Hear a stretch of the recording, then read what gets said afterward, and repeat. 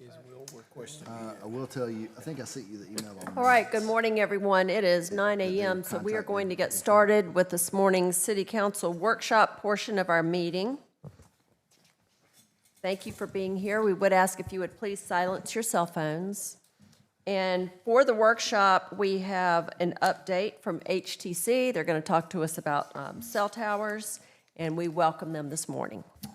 Actually, I will start that conversation. Okay. I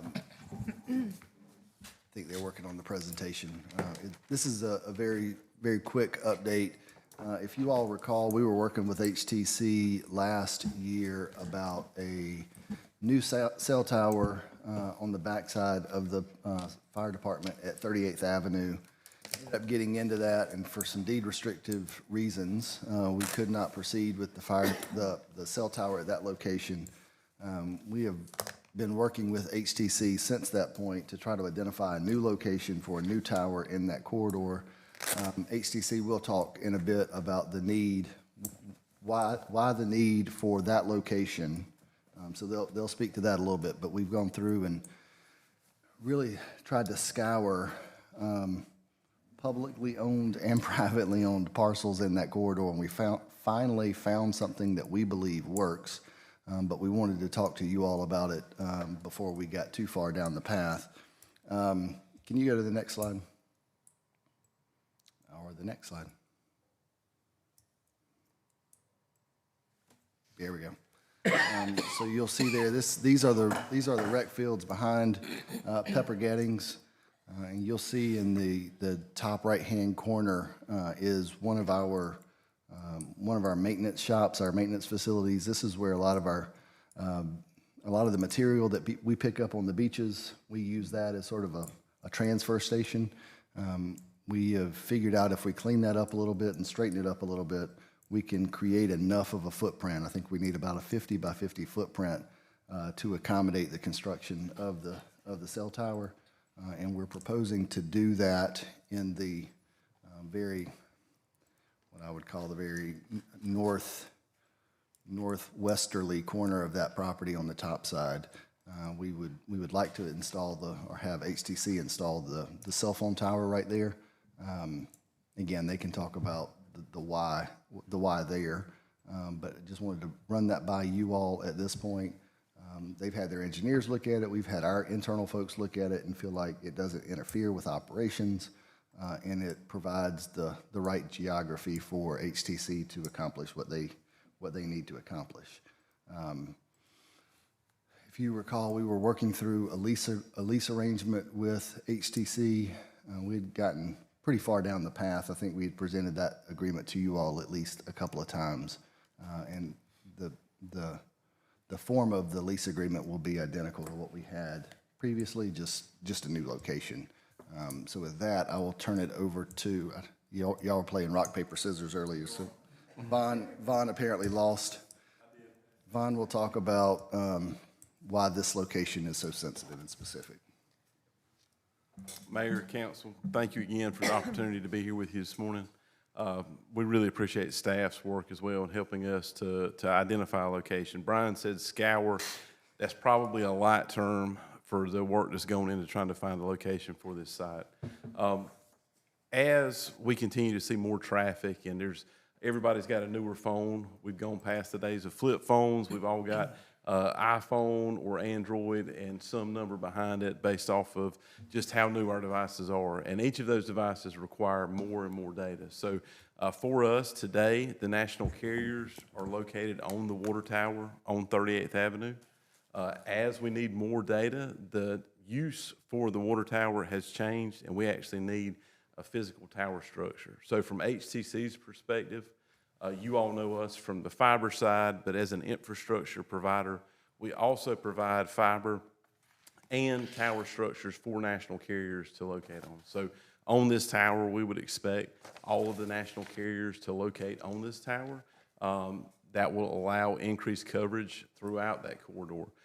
Brian mentioned it, 38th Avenue, we were actually participating in a breakfast this morning with the Chamber, the Myrtle Beach Bowl, at the 38th Avenue Fire Station, and a few folks noticed they did not have wireless coverage inside of the fire station this morning. this tower would address that issue and provide better coverage. One of the things that we look at with towers today, and as you see the design there that's up on the screen, the propagation of these towers and the area that these towers send the signal, as we use more and more traffic, we have more and more needs. So we've got a tower on 48th Avenue, and so what we're trying to describe is just the amount of traffic necessitates the need for another tower in that area to be able to address that coverage. So Brian talked about the deed restrictions. So much of that area is encumbered. It's not suitable for a tower. And so we really appreciate the work to try to help see that this complex has a space that would suit the tower. So, thank you. And when I mentioned earlier, we've interacted with our Parks and Rec staff and our Public Works staff to make sure they don't have issues with operating around this tower in that location. But more than happy to have some feedback from you all and see if there's an issue that you see, or if you're comfortable with us proceeding with a lease. If so, we'd probably have that lease to you here in the next several meetings. Brian, is that going inside the fence area or is it outside the fence? Inside the fenced area. Inside the fence? Yes, sir. Yeah. And if you go to that location today, better said, if you had gone to this location a month ago or 2 months ago, there's a building there. On the backside of the building had honestly just overgrown and it was not being used at all. Mm-hmm. We've been able to clear out that area and confirm that there's enough land there. So this is land that has not been utilized really for anything in the past bit, that we can clean up and make room for this. Okay. Do you foresee that we'll need this land for anything in the future, or is it not large enough to do much with? We will always need land in the future. I'm sure there's a way for us to put it to use in the future, but it's a 50 by 50 pad now. And again, I look at the present need for adequate cell service in that area and for our residents. I think that probably overrides, at least in the near term, any potential need in the future. But again, this is also set up as a lease arrangement, and we can talk about how, sort of termination options as we get into the lease agreement. I thought the taller towers were going away in favor of the shorter towers. Why do we need a taller? That's a great question. And with me today, I failed to mention, so we've got Kevin Cox, our strategic account advisor, Ryan Graham, who's behind me. Ryan's our executive director of plant engineering. Ryan handles our wireless towers. We've also got Sarah Benoit, our director of public affairs, and Kelsey McCracken, who's an intern with us. And so I'll let Ryan speak to the small cell versus macro sites. But that's a great question, and the short answer is the larger sites are not going anywhere. There's just going to be large sites and small sites, but Ryan will give details on that. Yeah, it's a great question, Councilman Smith. Again, Ryan Graham, HTC engineer. You guys may have seen me up here before making similar requests, but I think one of the things Vaughn also mentioned, the public safety obviously need, but the schools in the adjacent areas, I think is very important to note. Certainly, there's going to be a proliferation of more small cells, and I think you guys have done a good job sort of, providing some guidance to staff around those smaller structures and around town. I think for us, what we've seen from the carriers, I think you'll notice on 38th, and they try to be up as high as possible, and then they underlay it with some smaller, you hear the term small cells, I'm sure you guys have heard small cells. They underlay it to also support capacity. But really from a coverage need, and the best way I can describe it in layman's terms that I've found that most folks, like my mom and dad, to understand it, is it's like a water sprinkler is the best way to describe wireless coverage. And so what you want to do is sort of spray the area from a top-down perspective, and then you provide support. If you think of a sprinkler system, there's smaller sprinklers underneath that provides more of that coverage should you need it. But certainly with the amount of schools in the area, we mentioned the fire station, a lot of public locations, and certainly the residential areas. When you have that tree foliage, trying to get it up and over and drop down into those neighborhoods is the best way to describe why you have to be a little higher. And I think the last thing I'll mention in terms of height, these carriers are moving a lot of their equipment. The technology is driving a lot of the equipment actually to the tower itself. So it takes up space on the tower. And what we want to do is provide a suitable structure so multiple folks can come in and place their facilities or their antennas on the tower, including the city's needs. I think we've included that in the lease agreement. So just want to make sure if the city has needs as well from a public safety perspective, there's enough room to get that coverage you need in those emergency events. So what I'm hearing is the taller tower provides coverage over a larger area, just to kind of blanket it, and then the smaller towers provide direct coverage to smaller, more dedicated. That's correct. Think of the smaller as a more targeted approach. Ocean Boulevard, Market Common, Broadway at the beach, where there's super densities, I call them, or the CCMF festivals. Those small cells are targeted to those large gatherings. These taller structures are more the consistent, everyday use is the best way to describe it. Couple of questions. This tower's 190 foot. Yes, sir. What is the wind resistance for that height? There's a governing body today that speaks to towers, so sort of a TIA standard. When I started, I've been doing this for 25 years with HTC. We have certain wind speeds that the governing body states we have to have. And so we design it for a 3-second gust. I think in this area, and don't quote me on this, but I think this one's a 130 to 140 mile per hour, 3-second wind gust, and a sustained wind speed of 110 miles per hour. Quite frankly, if we had an event where that tower was laid over because of a wind event, there really would be no trees and very few homes standing at that point. So it would be catastrophic, something we wouldn't want to think about for sure. But we meet all the wind guidance, and each time somebody even comes and places more equipment on, we reevaluate the tower again to today's standards. So 5 years from now, if that standard changes even more strength, we reevaluate it at this standard of that time. Okay. Another question is, this tower is right basically in the middle of our sports complex. Yes, there, and right our high school and our middle school.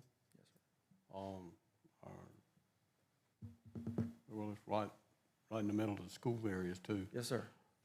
When, if this were to be accepted, when would this process start to construct this tower, and then how long would it take to construct it? Because I want to make sure that none of the events taking place there on the sports complex, or I don't want it to be a disruption to the schools.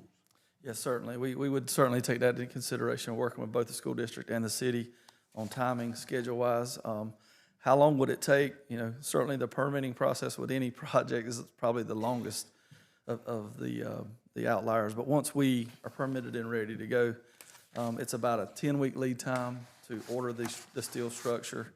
And it takes us anywhere from, I'd say, 4 to 8 weeks to really construct what you'd see construction crews, concrete trucks. We've got a pretty significant foundation, obviously, to stay up during those wind events, but we're talking about an 8-week time frame once we start construction. And it would be, again, working through that with, and the impact is really pretty small. I mean, we're a 50 by 50 area.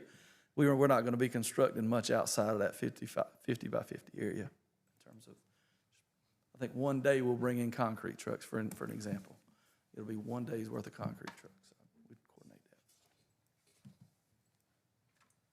Okay, thank you. As far as coverage, how many more areas in our city and in the city limits do we have that has poor coverage or extremely low coverage?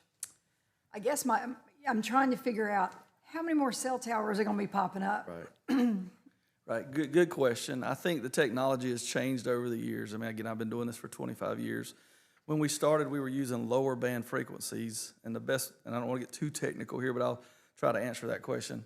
We use lower band frequencies, but think of it as very small slices of a cake, you know, and we didn't need as much voice traffic at the time. You know, that was the predominant driver. Now it's data. Everybody's using their devices for video transmissions.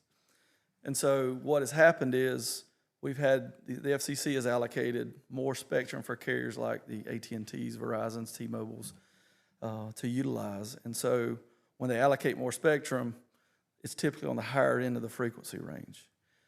It's bigger slices, but it's on the higher end, and it doesn't propagate as far.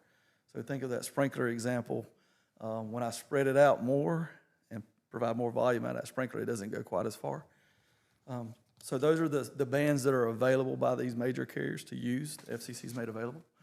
And it makes it, that along with the sheer demand. I mean, you know, 25 years ago, when I started at HTC, I didn't even have a cell phone, and I was working on the wireless infrastructure.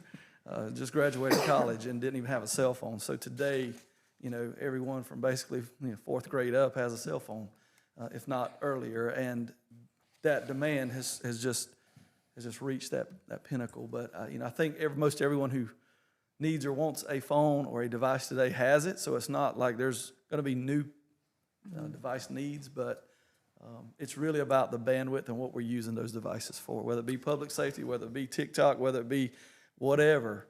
You know, it's just getting used as a mobile environment. So One other thing I'd like to add to Ryan's comments on that is today the national carriers are located on the water tower on 38.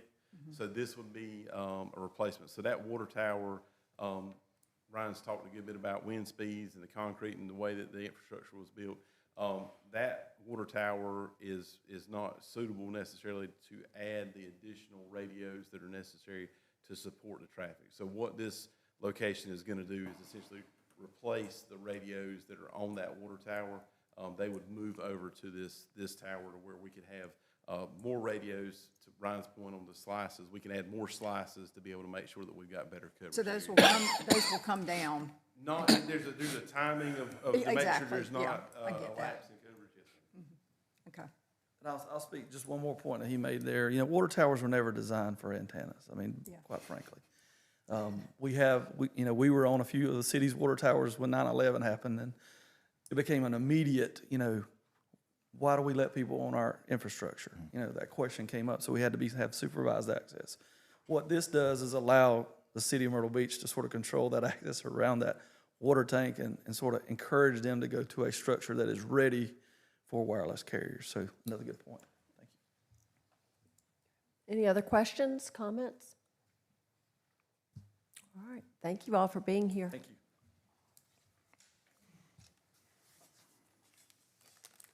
That's our only presentation for workshop. Before we go into executive session, I'll ask council if you have any agenda items that you want to discuss before the regular meeting begins.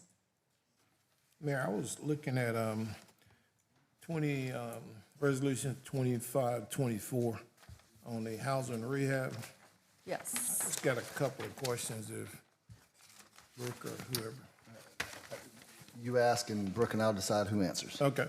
Well, my question is, and I know we've done this before, and I know at one time we were getting a lot more applications for housing rehab. Are we not getting them now, or we're not? We're not, and Brooke can correct, Brooke will have no problem correcting me if I misspeak. We don't get a ton of interest, and the interest we get don't often qualify for the program. Right. So CDBG has a very specific set of criteria that have to be met before we can do a rehab project on a house. One of the other things that we recognized in the last project we did was it's difficult to go in and do housing rehab and just fix one thing. What we found in the last example was we were spending more and more money on that house to get it up to a standard.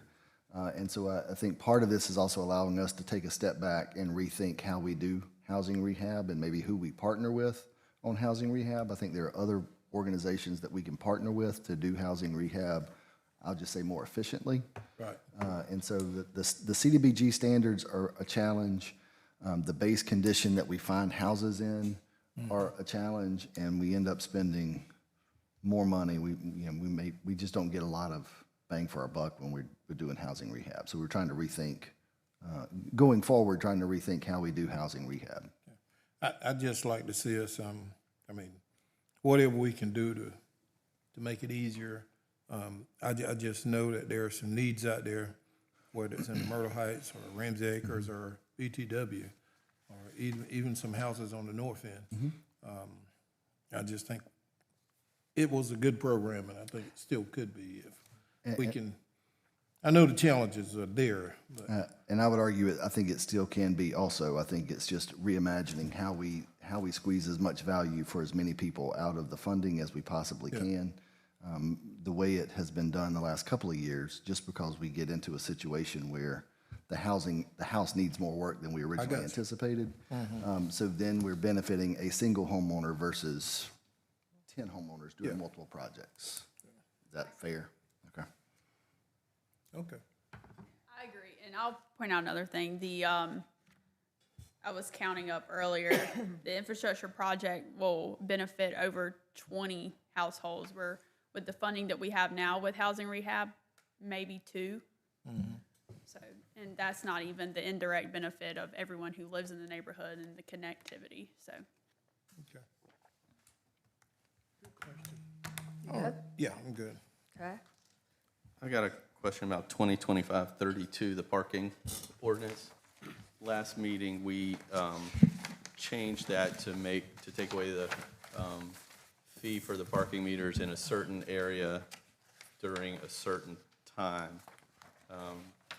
My suggestion would be that we give the city manager the authorization to change that as needed, or that we add, in addition to this certain area and a certain time, that we give the city manager authorization to remove the fee for parking meters for a certain time for the rest of the area. It didn't feel like we were interested in that last time. I just wanted to see if anything had changed, or y'all still want just a certain area, a certain time. I like certain areas in a certain time frame. When we first put the charges for parking meters in the winter, the reason that we did it, as I recall, was because in the future, there was going to be an issue with parking in the wintertime, just as there is in the summer. And so we felt like we were getting ahead of it. I'm okay if y'all want to do certain area, certain time, but I don't think that that's really planning for the future. I think that I won't be here, but y'all will be revisiting it shortly. But if that's how we want to go, then we'll go that way. I agree that the city manager should have some say-so in this, because there are areas where there may be a special event taking place, and we may not want people having to pay for parking during that event. And he shouldn't have to bring that to us to get that passed. He should have the authority to do that. And I'm okay with that, but we need 4 people to be okay with that.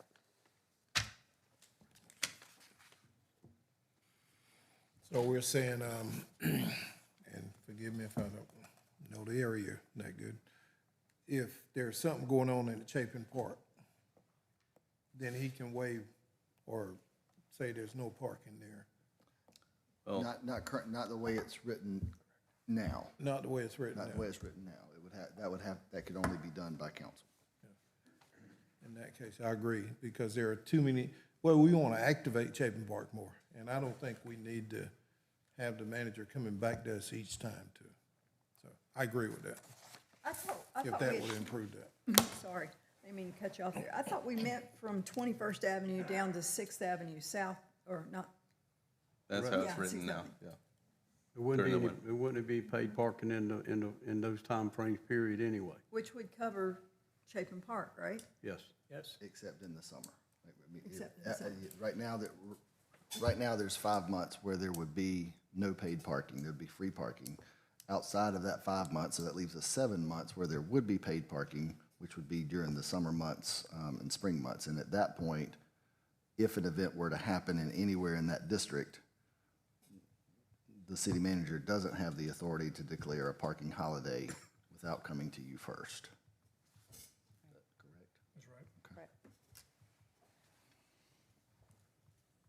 Well, just as I said, I would rather see us given that authority, because, again, if we want to, Chapin Park just stays in my mind, because I see it every day, y'all. We just need to activate it. I don't care if they have a festival every weekend out there. Telling you, it'll be better than what we have sometimes.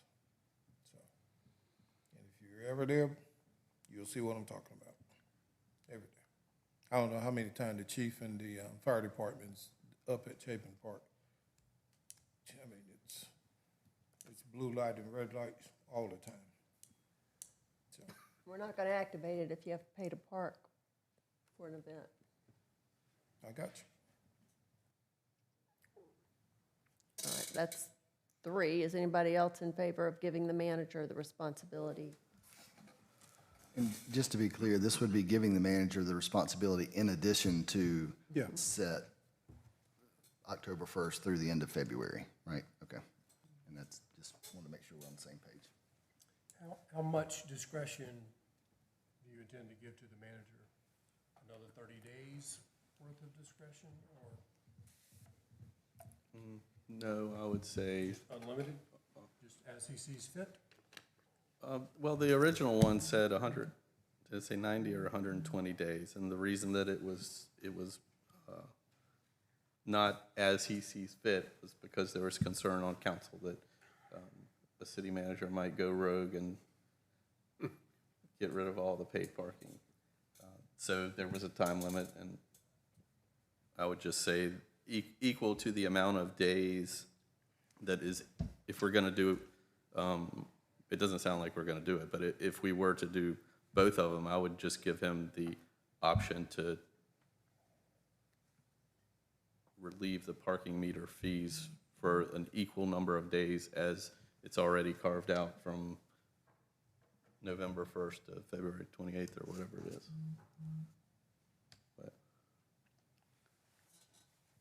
But I don't feel like I have enough support, but I'll make a motion during the meeting and we'll see if it goes. We will try to work on some possible language to do that on the fly.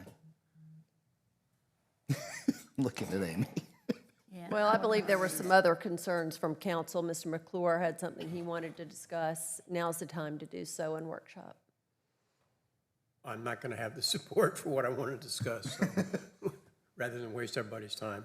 You never know. Well, this is I the haven't time to heard- discuss it. I understand. I'm good, but thank you for that. I guess one more quick, well, you couldn't do it, and I, again, y'all, forgive me, Chapin Park. You couldn't do it by event? During the process? To identify a particular event, the Yeah. manager has discretion to Yeah. relieve paid parking. Just like this weekend, they had the Cultural Festival out there, and they had food trucks lined up on 16th, you know.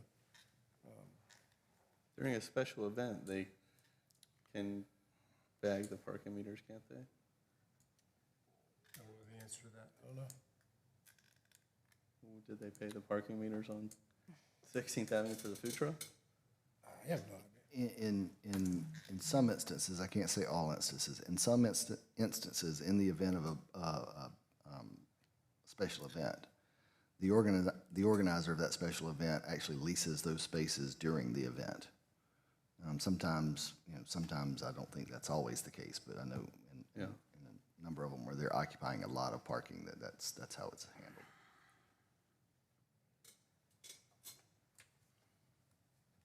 I was just wondering.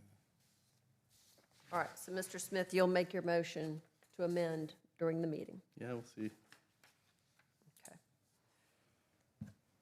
All right, we do have one executive session item before our regular meeting.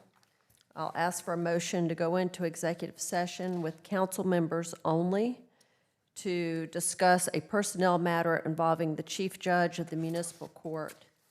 I'd like to leave this open to invite the chief judge if council so chooses. But I would like a motion to go into executive session, please. So moved. Second. Motion from Mr. Smith, second from Dr. Connor. Any discussion from council? Any discussion from the public? All those in favor? Aye. Aye. All those opposed? Motion carries.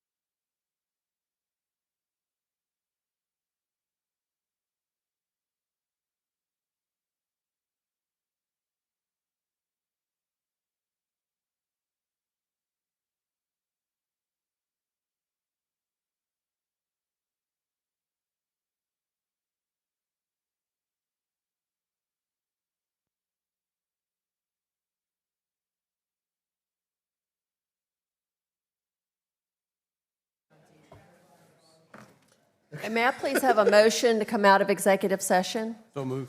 Is there a second? Motion made by Mr. Louder, second by Dr. Connor. Any discussion from council? Any discussion from the public? All those in favor? Aye. Aye. All those opposed? Motion carries. Our council meeting will begin at 10 a.m.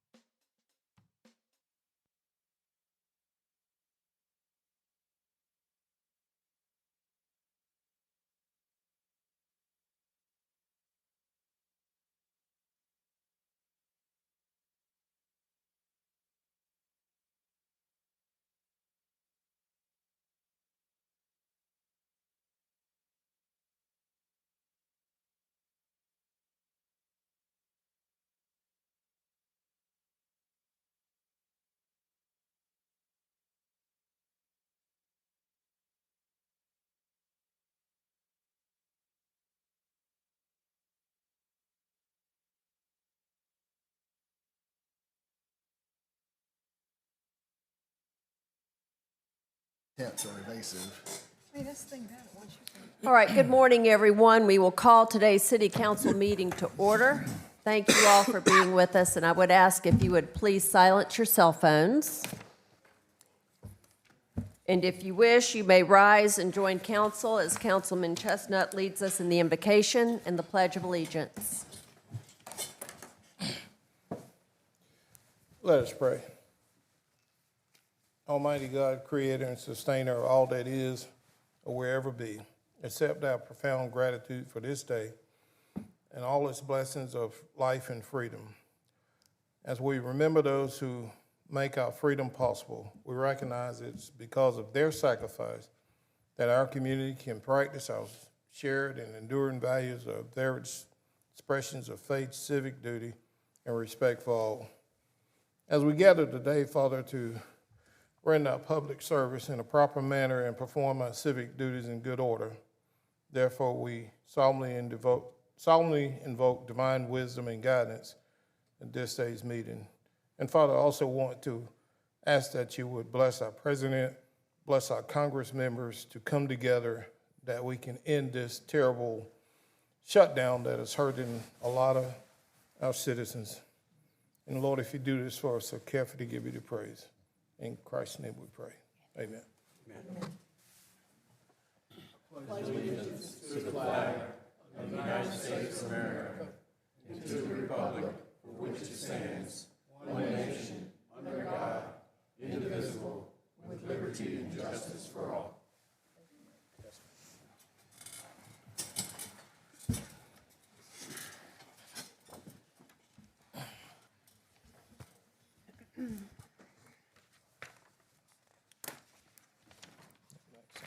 All right, council has had time to look over today's agenda, so I will ask for a motion for approval, please. So moved. Motion from Mr. Louder, second from Ms. Hatley. Any discussion from council? Any discussion from the public? All those in favor? Aye. Aye. All those opposed? Motion carries. May I please have a motion to approve the meeting minutes from October 14th, 2025? So moved. Motion from Mr. Louder, second from Mr. Chestnut. Any discussion from council? Any discussion from the public? All those in favor? Aye. Aye. All those opposed? Motion carries. Before we move on to our public requests and presentations, I do want to add to our prayer list that we pray for Jamaica with everything that they're going through. Please, this is a horrific storm. And we never know when it's going to be our turn. But I also want to wish all of our first responders happy National First Responders Day, to those of you in the room and those of you out.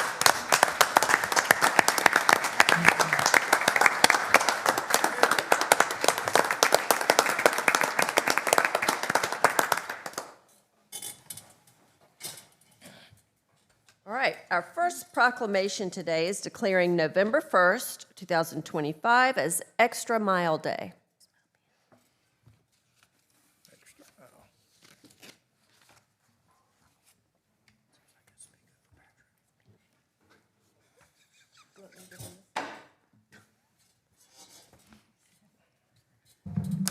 Good morning, council. Morning. Good morning. Our first two proclamations that we have today are ones that we have been doing for quite some time, so we are happy to continue that tradition today. Extra Mile Day, November 1st, 2025. Whereas Extra Mile Day is recognized nationally on November 1st to celebrate the capacity we each have to create positive change in ourselves, our families, our organizations, and our communities when we go the extra mile. And whereas the citizens of Myrtle Beach, South Carolina, individually and collectively go the extra mile in volunteerism, service, and personal effort on behalf of our community, and their commitment is welcomed wholeheartedly. And whereas, in recognition of our residents' efforts, the City of Myrtle Beach celebrates the many individuals and organizations within this community who go the extra mile each day to make a difference. And whereas Extra Mile America has more than 550 Extra Mile cities, and Myrtle Beach is proud to be one of the communities supporting Extra Mile Day on November 1st. Now therefore, be it resolved that the City of Myrtle Beach hereby proclaims November 1st, 2025 as Extra Mile Day in recognition of the individual and collective efforts to make Myrtle Beach a better place to live, and further encourages residents to take time this day and every day to go the extra mile in their own lives and in the lives of others. Signed and sealed this 28th day of October, 2025. Thank you, Meredith. And then next, we will proclaim the declaration of November 29th as Small Business Saturday. Yes, and this day will also be the city's tree lighting ceremony with Winter Wonderland at the beach at Plyler Park, beginning at 5 o'clock. All right, Small Business Saturday, November 29th, 2025. Whereas the City of Myrtle Beach celebrates our thousands of local small businesses and the contributions they make to our economy and our community. And whereas the Saturday after Thanksgiving is one of the busiest shopping periods each year and an excellent time to shop and dine with any and all of our small businesses in Myrtle Beach.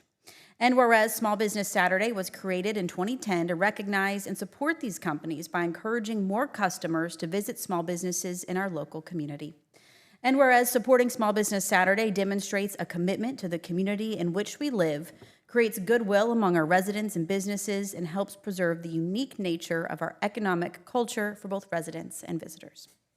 Now therefore, be it proclaimed that the Myrtle Beach City Council hereby designates Saturday, November 29th, 2025 as Small Business Saturday and encourages residents and visitors to support our local enterprises on that day and throughout the year. Signed and sealed this 20th day of October, 2025. All right, thank you. And now it is our pleasure to welcome the WPDE family who are with us today to celebrate Victoria Specco, who will be retiring. And it's such an honor to have you with us today. I know. Welcome, guys. We are so happy to have you. Victoria, it's been wonderful to work with you the last 10 years, on and off. All right, in honor of Victoria Specco, WPDE News. Whereas Victoria Specco was born in Belfast, Northern Ireland, and earned her degree in radio and television communication from George Washington University in 1993.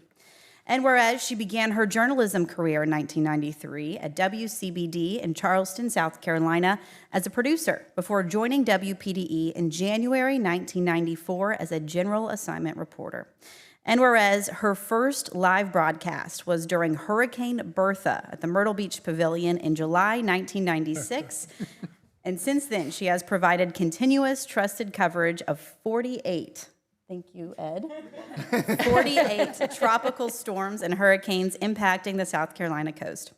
And whereas through talent, dedication, and leadership, Victoria moved up the ranks and was named Assistant News Director and Reporter in 1998, and then was promoted to News Director in 1999, a position she has held with distinction for more than 2 decades. And whereas during her 32-year career with WPDE, Victoria has earned 6 Emmy nominations, including one for Outstanding Breaking News Coverage, as well as the 2018 Margaret Murchison News Director of the Year Award, while mentoring countless young journalists. Now, therefore, be it proclaimed that the Myrtle Beach City Council hereby celebrates the accomplished career of WPDE's News Director, Victoria Specco, as she retires on October 31st, 2025, and commends her contributions to journalism. Signed and sealed this 28th day of October, 2025. Victoria.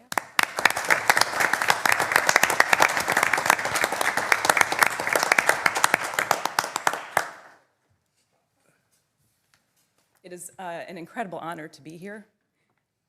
Thank you, Mayor and Council, and all the city staff and the community. When I came here 32 years ago, my plan was to stay for a year or 2 and leave, but I fell in love with the Grand Strand, and I fell in love with WPDE.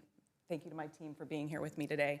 This is an incredible place to live and to work, and I have been honored to serve in that capacity as news director for the past 26 years, and I'm still staying in this area because I couldn't leave it. So thank you so much for this honor, and I wish you all the best moving forward. Thank you. Thank you. I'm glad you're staying.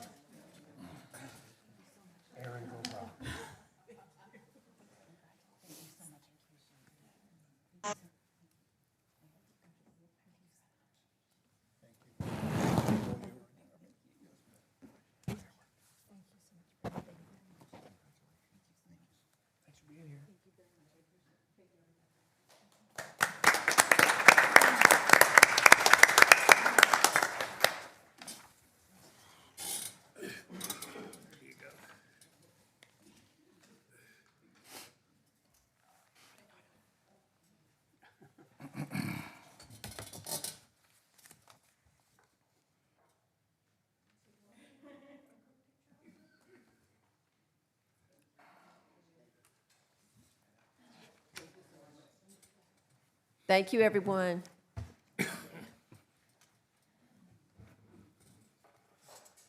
Ed, I feel like when Jim Cantori shows up, I worry.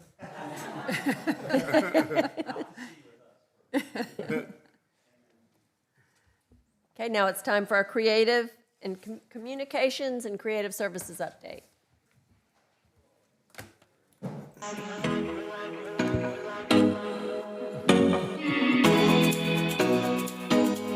Hey City Council, Aaron Bowling here with your communications update.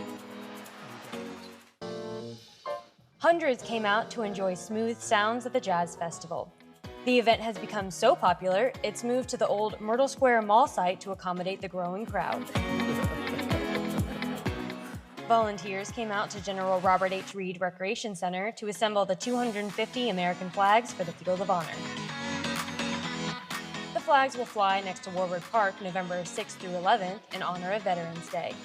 The Field of Honor will return Memorial Day and for America's 250th birthday on the 4th of July. Early voting is happening now through Friday, October 31st. Registered Myrtle Beach voters can vote early from 8:30 to 5 at Sheba Memorial Library on 14th Avenue North. Early voting ends Friday at 5 p.m. As you can see here at Pepper Gettings, Myrtle Beach is in Halloween mode. Zombies took over downtown Saturday for the annual Zombie Walk during Fright Nights on the Boulevard. This weekend is the last weekend for Fright Night events. Kids had fun at the Pumpkin Dunk at Pepper Gettings Recreation Center. Staff filled the shallow pool with floating pumpkins for kids to collect and trade in for candy and prizes. Myrtle Beach's 5th annual Fall Fling welcomed hundreds of families to Doug Shaw Memorial Stadium Saturday to enjoy games, food, spooky activities, and, of course, a pumpkin hunt. This was the first year at the new location. The Myrtle Beach Pelicans hosted a trick-or-treat event at Pelicans Ballpark over the weekend.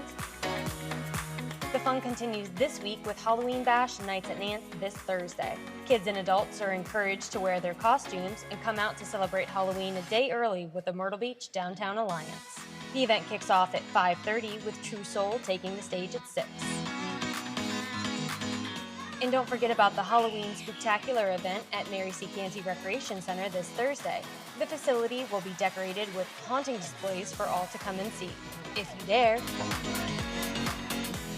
Looking ahead, this week is the last week of the season for the Myrtles Market Farmers Market. Make sure to get your goodies Wednesday at Myrtles Market between 9 and 2. Jeep Jam is this weekend. Hundreds of Jeeps and Jeep lovers will be at the former Myrtle Square Mall site Friday through Sunday. Fright Nights are this Friday, Saturday, and Sunday on Ocean Boulevard. Puchamania returns to Grand Park November 2nd for a Dog's Day on the Town. Election Day is Tuesday, November 4th.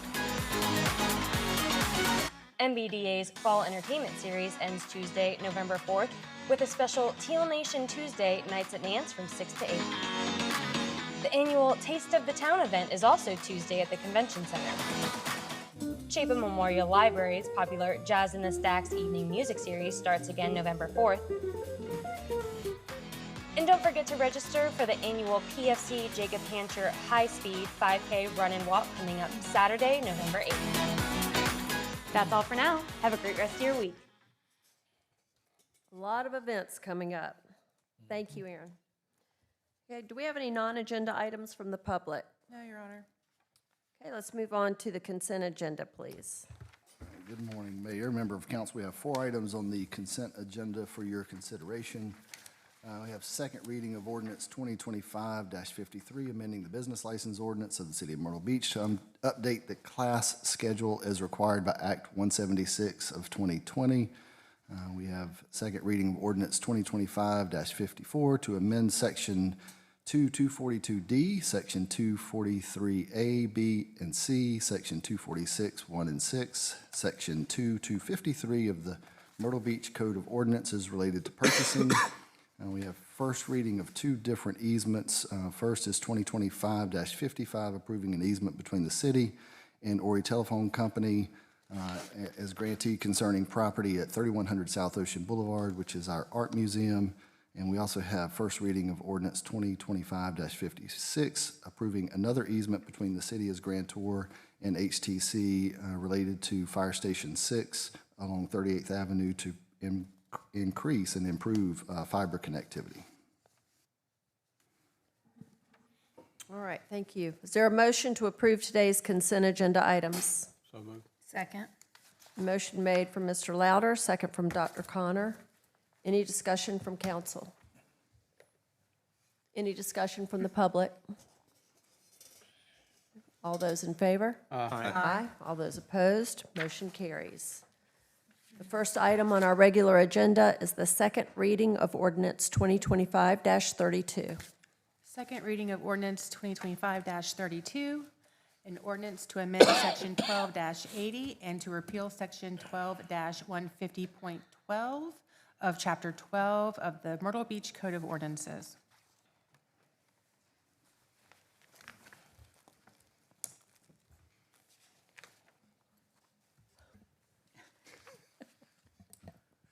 Good morning. Morning. I will go through and hit the highlights on this one. This ordinance amends Section 12 of the code to authorize the city manager to establish an employee parking decal program, to authorize the city manager to post signage in city-owned parking lots and garages restricting or limiting parking. And it repeals an obsolete section of the code relating to parking on Ocean Boulevard that's no longer necessary. The last amendment was revised at our last meeting. Initially, the proposed ordinance allowed the manager the authority to temporarily suspend paid or metered parking enforcement in all or part of the city for a period of time not to exceed 90 days. After a motion to amend, that section was changed, and the current version before you has deleted that language, as well as the language, the companion language that would have required the manager to notify council of an estimate of the financial impact of the suspension of the paid parking, and instead substituted language stating that no fees for metered or paid parking would be charged from October 1st through the last day of February in the area from 6th Avenue South to 21st Avenue North, and then west to Kings Highway. All right, thank you, Amy. Let's get a motion on the table for discussion. Is there a motion to approve the second reading of ordinance 2025-32? So moved.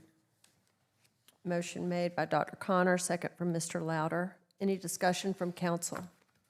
Yeah, as I mentioned in the workshop, I would like the verbiage that we took out of there, I would like to add it back in so that the city manager has the option to relieve the parking fees throughout the city as needed. And we will still keep in that no fees for metered or paid parking shall be charged from October 1st through the last day of February in the area from 6th Avenue South to 21st Avenue North and west to Kings Highway. And then after that, I'd like to add in the part that's struck out, and I would like it to read, notwithstanding any other provision herein, the manager is hereby authorized but not required to temporarily suspend paid and/or metered parking enforcement in all or a specified portion of the city for a length of time not to exceed 151 days. That's the same amount of days from October 1st through February 29th, if there's a leap year, per calendar year. Prior to instituting such enforcement changes, the manager shall notify City Council and shall provide an estimate of the financial impact of the same. So besides the date or the number of days, we're just keeping that item that's struck out and putting it after no fees for metered or paid parking sentence. And that would give the city manager the flexibility to do what may be needed and might make this last a little longer without coming back to council. So I'll make that motion. I'll second. Okay, amendment made by Mr. Smith, second from Mr. Chestnut, and Mr. Smith, thank you for that very detailed amendment. Is there any discussion from council on this amendment? Any discussion from the public? All those in favor of the amendment? Aye. Aye. All those opposed? Moment on the motion on the amendment carries. We will now vote on the amended motion. Jennifer, do you need us to reread all of that that's going to be into the record, or? No, I'm going to just re-listen to everything. Okay. I said it into the microphone. Okay, we have a motion and a second to approve the second reading, the amended second reading of ordinance 2025-32. Is there any discussion from council? Any discussion from the public? All those in favor? Aye. Aye. All those opposed? Motion carries. Second reading of ordinance 2025-52. Second reading of ordinance 2025-52, approving the execution and delivery by the City of Myrtle Beach, South Carolina, of a parking lot license agreement between the city and First Methodist Church of Myrtle Beach with respect to the parking lot along 9th Avenue North in the City of Myrtle Beach. Motion to approve. Second. Let's hold on one second, please. Yeah. Give Ms. Dr. Connor time to recuse herself. Sorry. And just for the record, Dr. Connor is recusing herself because she is a member of the church. Okay, is there a motion for approval of the second reading of ordinance 2025-52? So moved. Second. Motion from Mr. Louder, second from Ms. Hatley. Any discussion or questions from council? Any discussion from the public? All those in favor? Aye. Aye. All those opposed? Motion carries.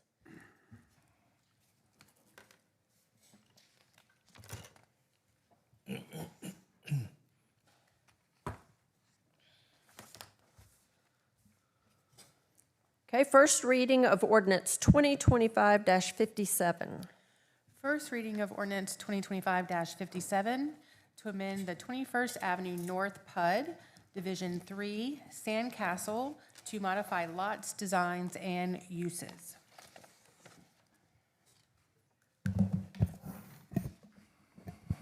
Morning, Mayor and members of council. Good morning.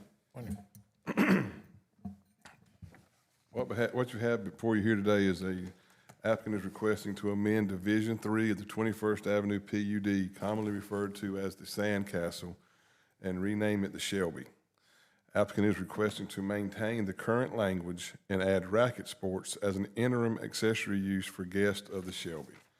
The intent is to reinvest and revitalize a third row property in a manner that contributes to incremental improvements and strengthens the character of the area. Planning Commission recommended approval 9-0 with the following conditions. The construction schedule be changed from 5 years to 2.5 years for the interim accessory use. Be glad to answer any questions or go into further detail if necessary. Thank you.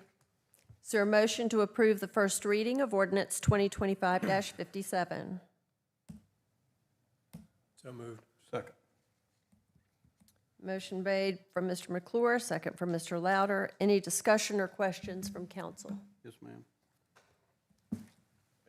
The motion that we're going to vote on now changes basically the sunset clause from 5 years to 2.5 years. Is that correct? Yes, sir, that is the only change recommended that the applicant submitted. And where are these courts going? That's my second question. The green is the 21st Avenue PUD. The section outlined in the red is actually the Division 3, which makes up the Sandcastle. So everything within the red block within the green is not connected to the other green. Everything inside that red block is freestanding. This is the actual existing photo of the site right now as it is. This shows what is proposed on the bottom and shows how it currently exists today.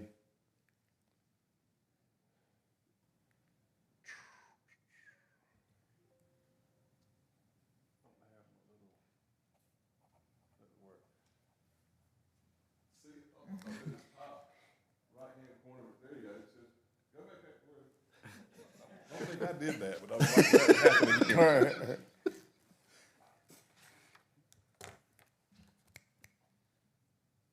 This is not. There we go.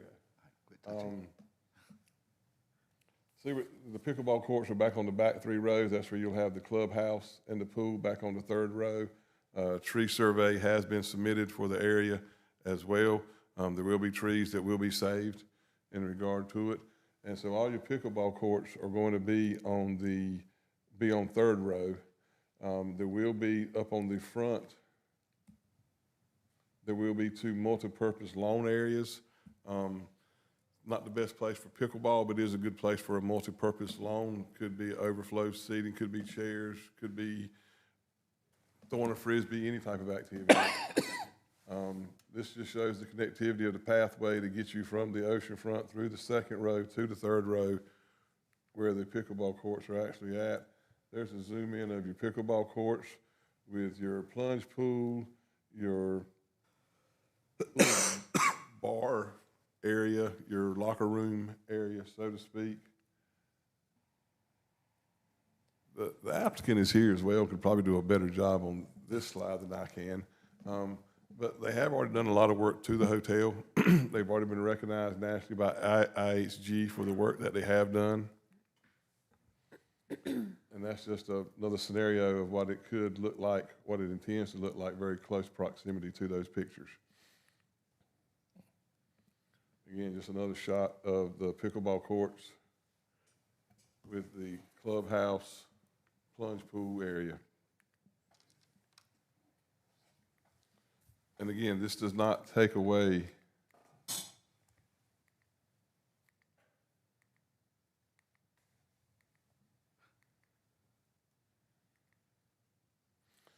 this is just an interim use. What's proposed for that property are the oceanfront high-rise hotel and the 2nd row hotel.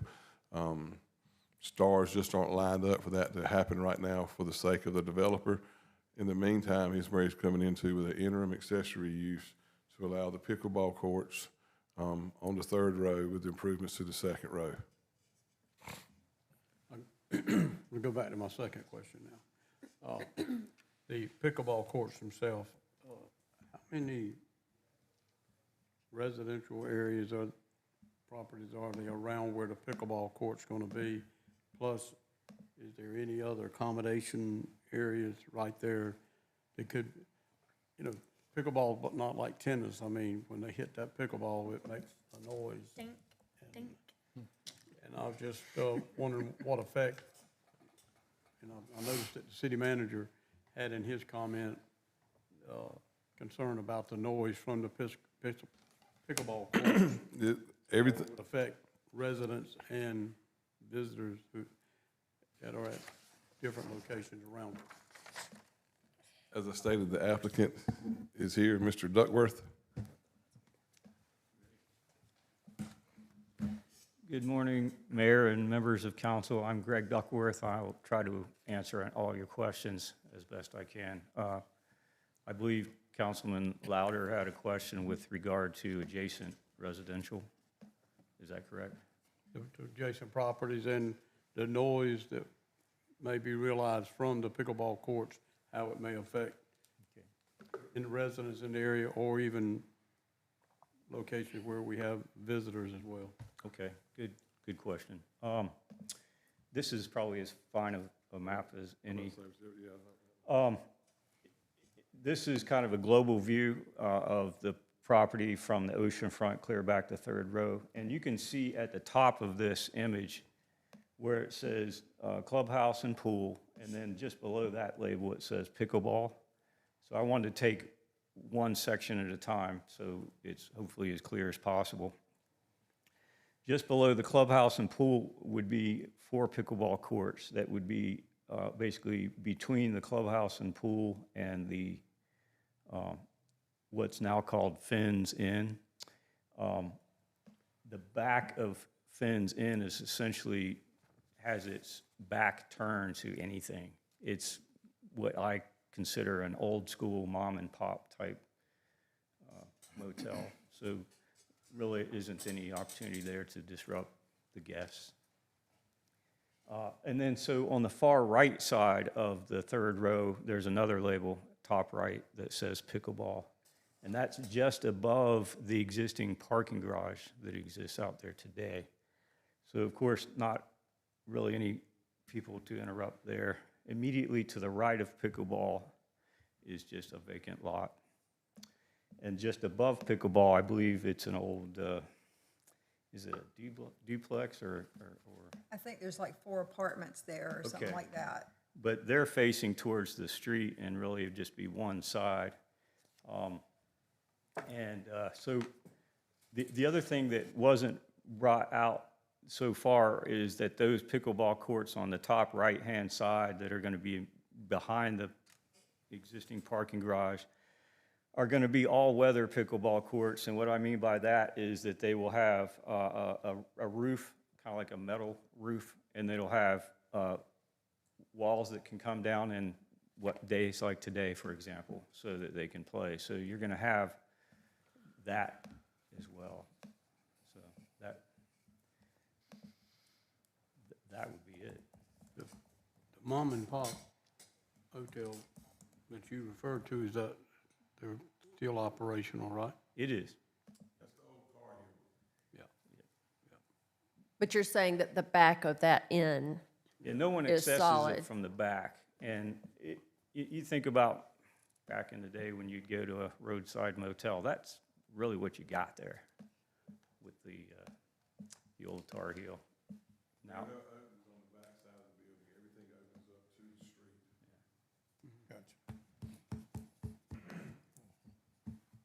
The roof over the courts, yes, sir. do you think that will serve as a noise abatement possibly to keep it down somewhat? Yeah, and also, on days like today, if they're rolling down the isinglass, that's gonna also help.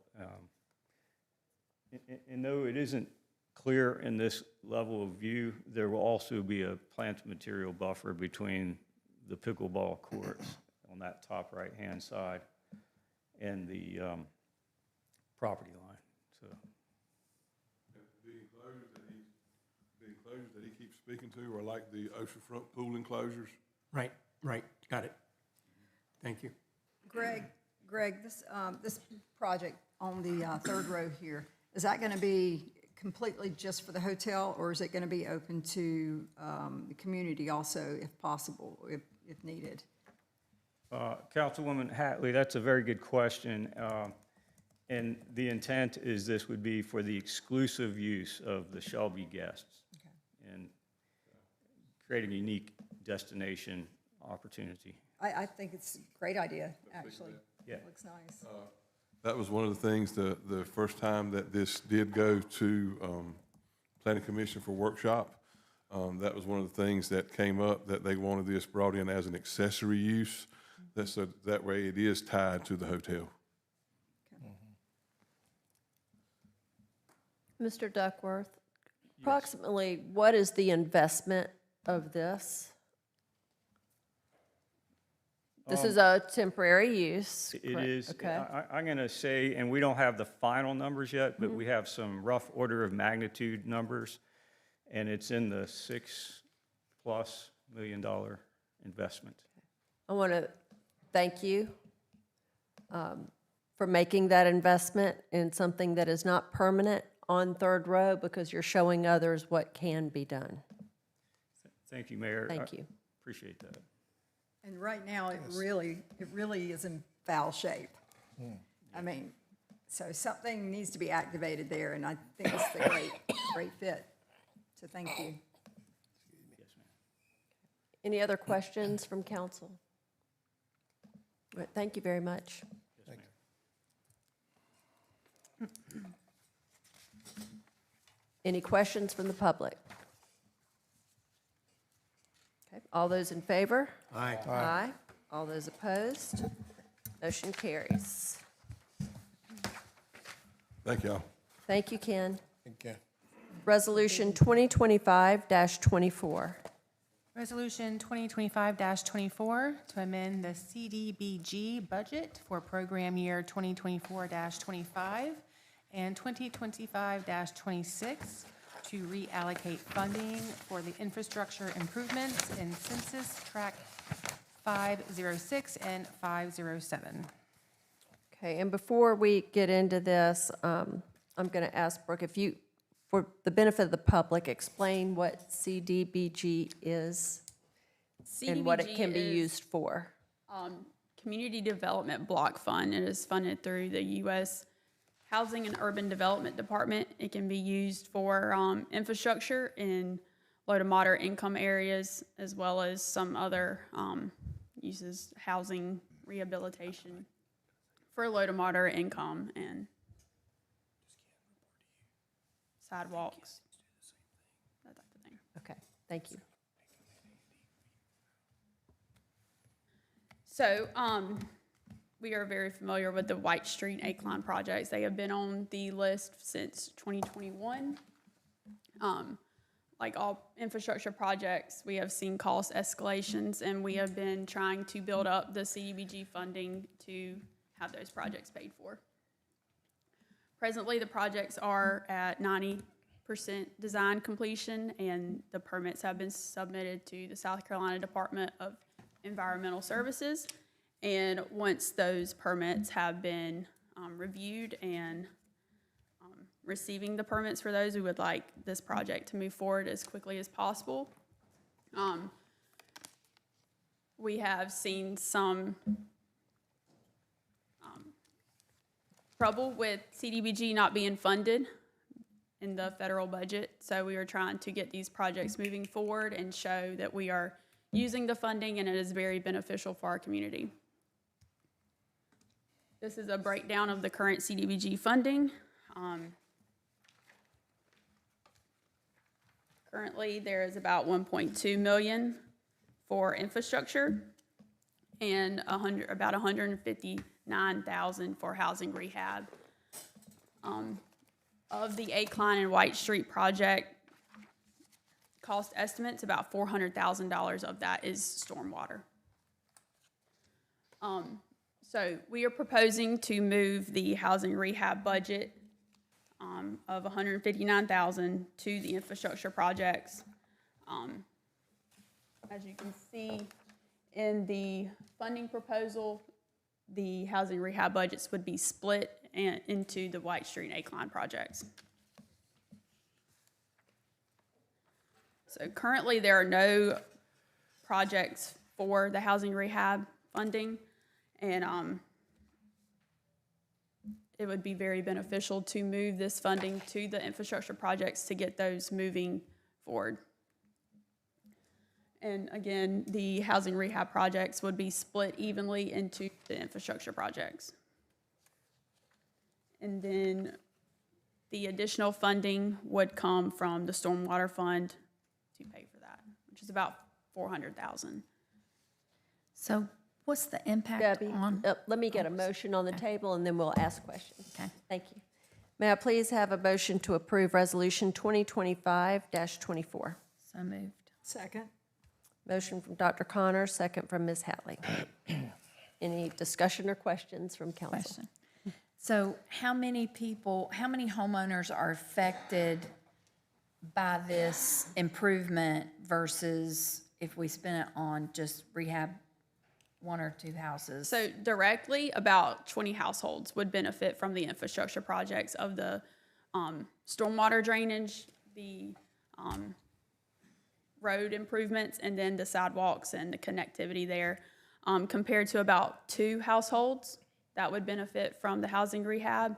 And that doesn't count the indirect benefits to the neighborhood as a whole with the connectivity. I have a question along the same lines. Okay. It's not on this project list, but two Sundays ago after church, I was over on Nance Street. And right there where the J1 project is, Nance Street was flooded right there. I think that is a project that we definitely need to be looking at. It was across that road here, it was well over ankle deep for a section area along there. Okay. Councilman Louder, I can actually speak to that. We've been working with the J1 developer for a series of months, really since they began operations with that. They have actually contracted with a contractor now, and they expect to begin construction on the repairs to that probably within the next couple of weeks, anticipated to have that project finished by the end of the year. Became a little bit more problematic because Nance is a state-owned street, not a city-owned street, so we had to coordinate with SCDOT on getting approved plans. I applaud the contractor. I think technically that's probably outside of the requirements being placed on the property owner, but they've been willing to make those repairs, and it'll be about an $80,000 project, but we should see progress on that very shortly. Thank you. Brooke, how many requests or applications have we had in the last 2 to 3 years for housing rehab? We've only had one project move forward since I've been employed here since 2022. Okay, thank you. I would just add that we had more years ago. But I understand that there are challenges to getting people qualified because a lot of heirs property. But at the same time, I just want to go on the record to say that I'm going to support this today, but I still think we need to get serious about the housing rehab program again. Because if you look back, if memory serves me right, I think there was about 10 different houses that were rehab. Of course, it cost a little bit more than, I think our budget was somewhere around $25,000, but those houses did get help. I just think that there's a need, not just in the BTW area, whether it's, again, on the north end or whether it's on the Myrtle Heights area or whether it's in Ramsey Acres. There's a lot of older homes in our city that, and there's a lot of people I feel like would qualify, but we've got to put the application process together and then so those people know where to come and where to go. Understood. So I just want to see us come back with a plan at some point to address the housing rehab. Yes, sir. Program. That's the plan. Once we get these infrastructure projects moving and off the CDBG, maybe using the CDBG budget as a whole to revamp the housing program in the city. Tickle me to death.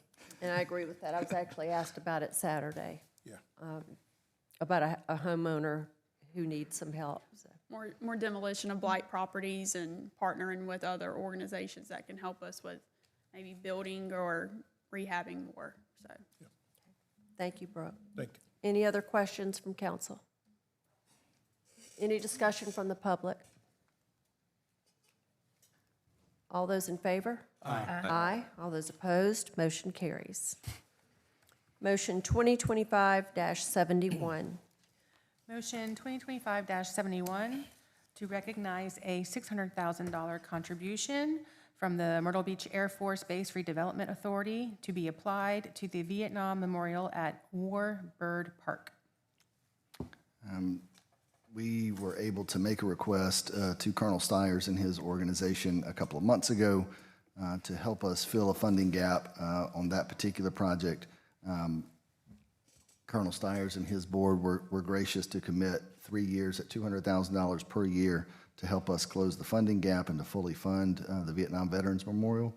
So we were ecstatic to get the commitment from Colonel Stiers. The project right now is in construction design, so we're moving ahead with construction drawings or the development of construction drawings and hope to be under construction here soon. I can't remember, quite frankly, the timeline of when we expect to break ground, but we're moving quite along, and we could not have done that without Colonel Stiers and his organization's support, so thank you. There's a lot of things we couldn't have done without Colonel Stiers. Agreed. Is there a motion to approve motion 2025-71? So moved. Motion from Mr. Louder, second from Mr. McClure. Any discussion from council? Any discussion from the public? All those in favor? Aye. Aye. All those opposed? Motion carries. Motion 2025-72. Motion 2025-72 to to appoint or select a candidate as chief municipal judge. I'm honored that y'all are letting me make this motion. Judge O has been a great judge for us and has worked really hard and just a real star performer. So I'd make a motion to reappoint Judge O. Anesian for a 4-year term at a salary of $145,000, and to pay that salary on a part-time basis until he has been able to disassociate with his law firm or close down his law firm as he's currently working to do. Second. Okay, we have a motion from Mr. Smith and a second from Mr. Chestnut. Any discussion from council?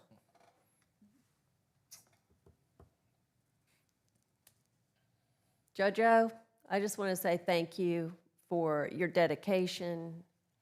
You have kept this council very well informed about everything that is happening in our courts, and we appreciate that very much.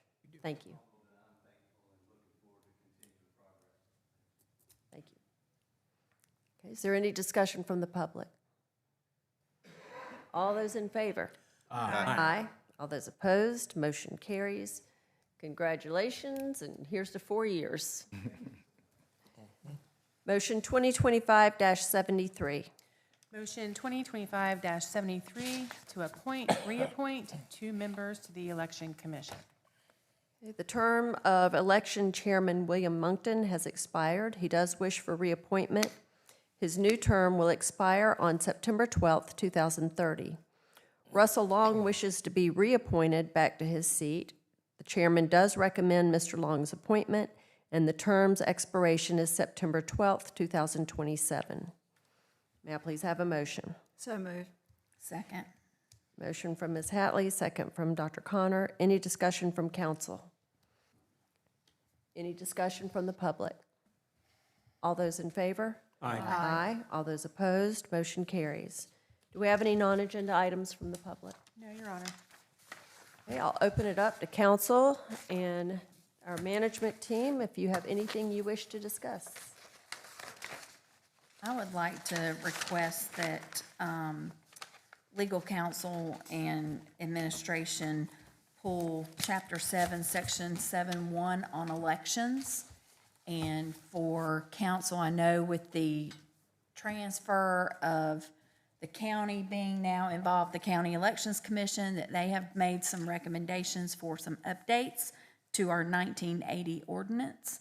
And I think I have some other recommendations to make in regards to that. So if we could get the ball rolling on that and maybe bring that to council clearly after the election next week. But I think it's time for us to really dig into that particular ordinance and make some much-needed updates. I agree. Could not agree more. Thank you. Yes, ma'am. Okay, anyone else? Get out and vote November 4th. Absolutely. Or this week. Yeah, or this week, I'm sorry. I can't get used to the early voting thing, you know. But you know, it's great. I've been down there. There's a continuous movement, but there's no waiting. There's plenty of parking. I mean, that's it. I think it benefits everybody. So Yeah. voting early is a good way to go. At this time, I'll ask for a motion to adjourn. Second. Motion for Mr. Louder, second for Mr. Chestnut. Any discussion from council? Any discussion from the public? All those in favor? Aye. Aye. All those opposed? Motion carries.